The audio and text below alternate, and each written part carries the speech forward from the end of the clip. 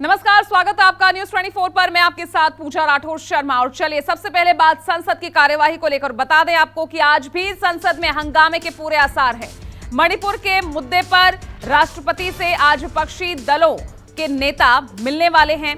मणिपुर से जो विपक्ष के 21 सांसद लौटे हैं वो भी इसमें मौजूद रहेंगे। राष्ट्रपति को मणिपुर के हालात की जानकारी देंगे। तो आज राष्ट्रपति से मिलने वाला है विपक्ष का प्रतिनिधि मंडल और बताया जा रहा है मल्लिकार्जुन खड़गे की अगुवाई में राष्ट्रपति से मिलने के लिए समय मांगा गया और आज ये मुलाकात होगी राष्ट्रपति से, जिसमें मणिपुर के क्या जमीनी हालात हैं उसको लेकर रूबरू कराएंगे ये तमाम विपक्षी दल के सांसद। सभी जो हमारे डेलीगेट्स मणिपुर जाकर आए हैं उन्होंने वहाँ की हालत देख ली है। जो आखिर देखे हालत वो प्रेसिडेंट ऑफ इंडिया को हम बताना चाहते हैं और हमारे 21 मेंबर का डेलीगेशन प्लस और जो फ्लोर लीडर्स जो यहाँ पर उपस्थित है वो भी हम सभी मिलके उनको अवगत कराएंगे। ये सिचुएशन बहुत वहाँ पर गंभीर है। राष्ट्रपति जी से मिलना और उसके साथ साथ जो तजुर्बा हुई है मणिपुर दौड़ने के बाद, ये सारे तजुर्बा और जो वहाँ की जो स्थिति है, जो स्थिति हम लोग खुद जायजा किए हैं, वो सारे चीज़ को सामने रखेंगे। और हमारे तरफ से राष्ट्रपति जी को ये भी मांग रहेगा कि राष्ट्रपति जी खुद इस मुद्दे को गंभीरता और इस मुद्दे के विषय पे सोचे और सरकार को सचेत करे।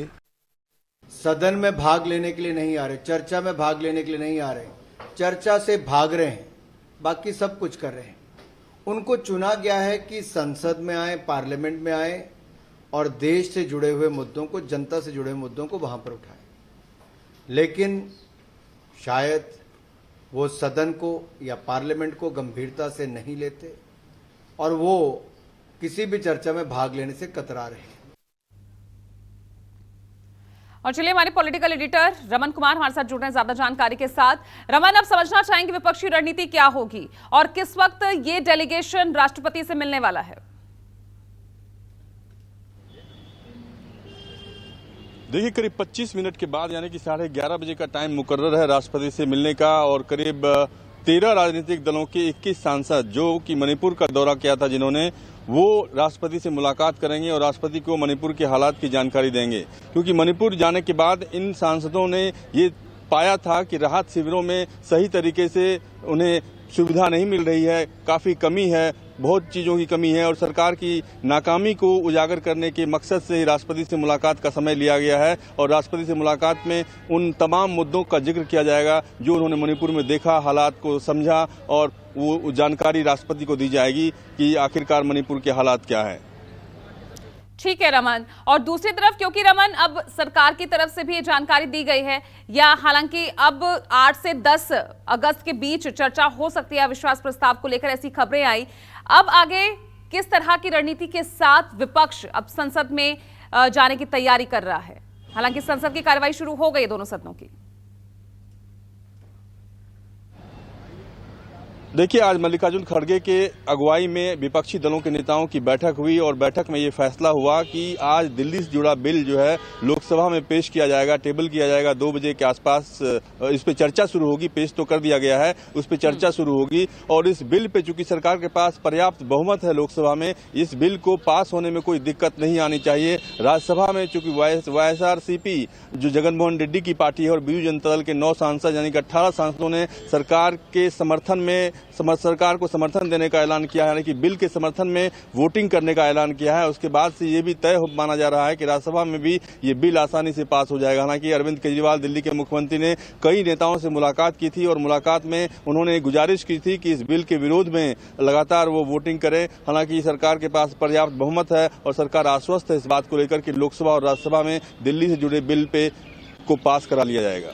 बिल्कुल रमन, इसी को तो लेकर सवाल उठ रहे थे और अब उठना भी लाजमी है, क्योंकि इतने महीनों से लगातार केजरीवाल इस कोशिश में ही थे कि जो तमाम दूसरे दल हैं जो गैर बीजेपी हैं उनका समर्थन उन्हें हासिल हो सके। नवीन पटनायक से भी कई बार मुलाकात की, लेकिन वो भी सब विफल साबित हुई।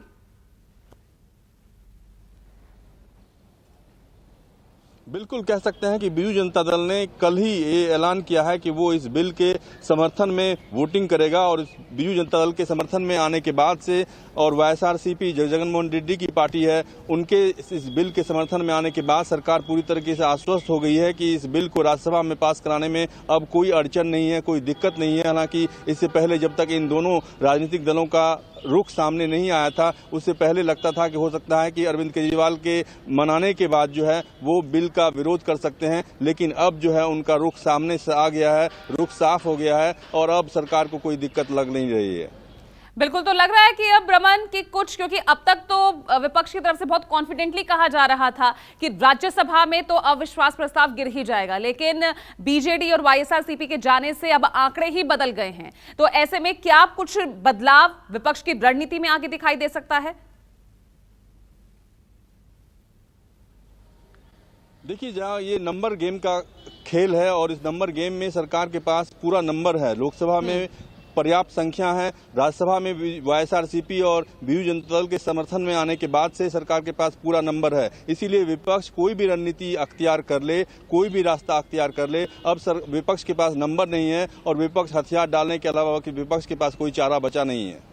बिल्कुल रमन, और कहीं ना कहीं इस नंबर गेम को 2024 के नंबर गेम से जोड़कर हम लगातार देख भी रहे हैं। अब इसको लेकर क्या संदेश 2024 के जरिए कहीं ना कहीं बैकफुट पर विपक्ष पहुंच गया है, ये कहा जाए?